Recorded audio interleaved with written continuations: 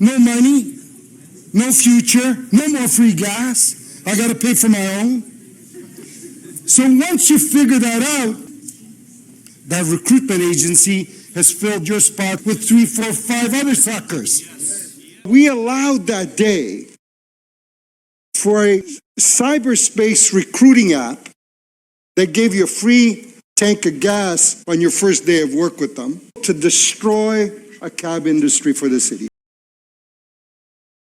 In fact, the more I come to understand the concept of what Uber is, the more I dislike Uber.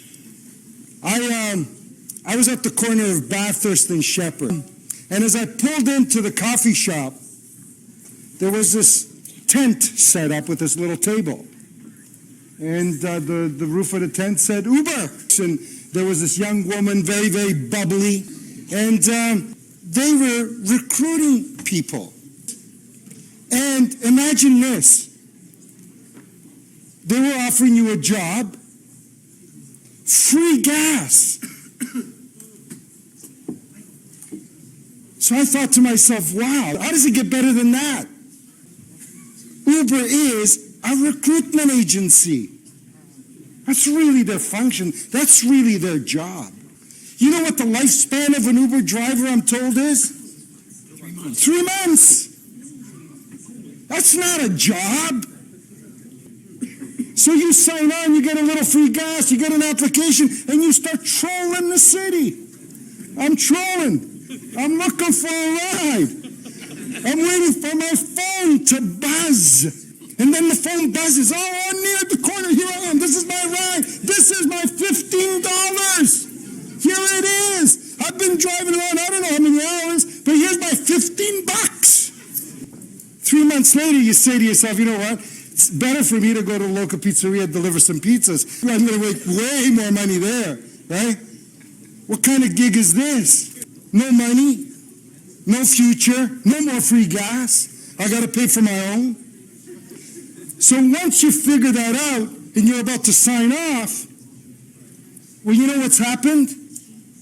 That recruitment agency has filled your spot 3, 4, 5 times over with 3, 4, 5 other suckers. That's what they've done. You know who the real winner in all of this is? It's not even the consumer. That's right, it's Uber. It's the recruitment agency. They got the swanky application that people can look at and follow around and say, oh, geez, I know where my ride is, and I know where my son and daughter is or isn't, and all the rest of it. You don't know who they're with. You don't know where they're going. You don't know who's picked them up. You have no clue. Zero. They've been picked up by a fly-by-night person. You know, I was asking Councillor Krebs here if she might think of doing that. She tells me she drives a swanky car. I'd love to get in the back seat of her swanky car. You're right. Let me leave that alone. Listen, we have an industry. There's no question that is plagued with problems. But at least what we have is we have folks who at the end of the day can at least earn a living for themselves and for their families. We need to do everything we can. We keep the recruitment agency off the street corner.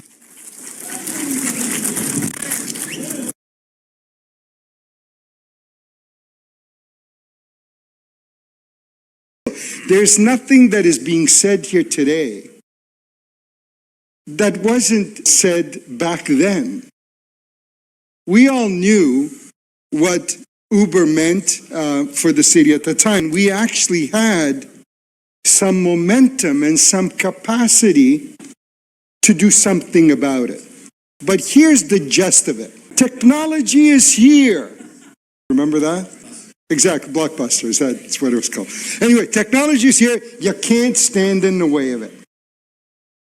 Consumers have the right to pay less for a ride. Well, I don't know how much Uber charges today, but we allowed that day for a cyberspace recruiting app that gave you a free tank of gas on your first day of work with them to destroy a cab industry for the city, a symbol for the city. People who had been working for a long time around their plates and in a system where they were eking out a living, carving out a living, the plates had a value, blah, blah, blah, all that stuff, right? We allowed these folks to gut them. We allowed people who sort of moved into this, have a survival rate of maybe a month or so or a few weeks of work on a part-time basis. Anybody with a car and a cell phone, give Councillor Burnside a ride at the curb. Anybody. He gets on his phone, he puts in a request, and someone with a car, and then that guy, you know what he does a couple of weeks later? He says, hey, this isn't for me because you can't make a living at this. And besides, Burnside left a mess in my back seat, which I had to clean up, right? But not you. And then, you know what they decide to do? They decide to get out of it. But it's okay, because next week there's 2 more to take his place, or her place. That's really what we've allowed to happen. Everything gets driven down, down, down, down. Destroy cabs, make licenses valueless, forget the ambassador guys, and now the Uber rates, I don't subscribe to Uber, I don't have an Uber app, or Lyft, but I would expect that they're not that far from the cab rates. Because they got everybody on the hook now. Do the drivers benefit from those higher rates? No. Who benefits from that? Oh, some cyber app folks and some shareholders, who knows where they are, all over the world, right? The next cycle would be driverless cars. So the Uber, Lyft people who've amassed all this capital by basically driving down everybody's standard of living and wages everywhere, right? They'll be the people that will develop that next app that essentially will wipe out the part-time drivers that they promised some benefit to along the way, all right? And just the cycle continues. And I think that this is the forum. 5 seconds. This is the forum, Madam Speaker, where these conversations should be initiated so that the levels of government that actually have some ability to do something about these things will then act. Thank you, Councillor Pruitt. Before